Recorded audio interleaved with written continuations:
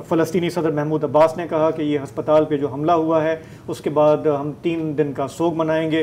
انہوں نے محسوس بھی کیا ہوگا کہ اس ملاقات سے ہونا کچھ نہیں ہے, الٹا فلسطینیوں میں اور ان کی بات خراب ہوگی کہ آپ امریکہ سے مل رہے ہیں. ڈومیسٹک پالیٹکس میں تو یہ ڈیزاسٹر ہے نا, ڈیزاسٹر ہے.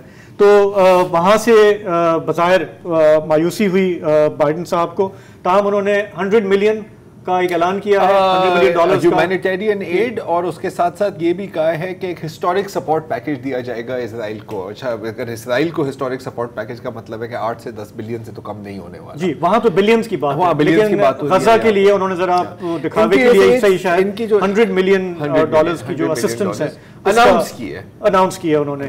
تو اسی دوران ہم نے یہ دیکھا کہ یہ جو اس وقت جو ساری توجہ ہے وہ ہے کہ آپ امداد کس طرح سے پہنچائیں گے غزہ میں. اور اسرائیل کے آج کے اس اعلان کے بعد ہم نے دیکھا کہ UN ریلیف چیف جو ہیں مارٹن گرفتھ, وہ مصر میں ہیں, وہاں کے حکام سے, فارن منسٹر سے ان کی ملاقات ہوئی ہے. بات یہی ہو رہی ہے کہ غزہ کس طرح سے امداد اندر پہنچائی جائے, کیونکہ پوری دنیا میں اس وقت جو سب لوگ جس بات پہ متفق ہیں وہ یہ کہ آپ جنگ بندی روکیں. اس وقت ایک بہت بڑا بحران ہے غزہ میں, سوائے اقوام متحدہ کی سیکیورٹی کونسل. جی, سیکیورٹی کونسل. آپ نے دنیا کی بات کی تو اقوام متحدہ کی سیکیورٹی کونسل کا بھی ذکر کر دیتے ہیں. برازیل نے ایک وہاں پر ایک قرارداد پیش کی جس میں کہا تھا کہ یار تھوڑا پاز کر دیں تاکہ امداد پہنچ سکے.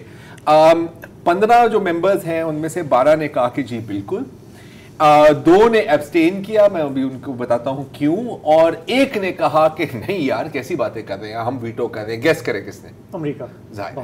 اور اس لیے کہ آپ نے یہ تو کہا ہی نہیں کہ اسرائیل کو حق ہے اپنا دفاع کرنے کا, ایسے تو نہیں ہو سکتا. اچھا, روس نے ایبسٹین کیا, لیکن اس کی وجہ یہ ہے کہ روس نے ایک قرارداد پیش کی تھی فار اے سیز فائر.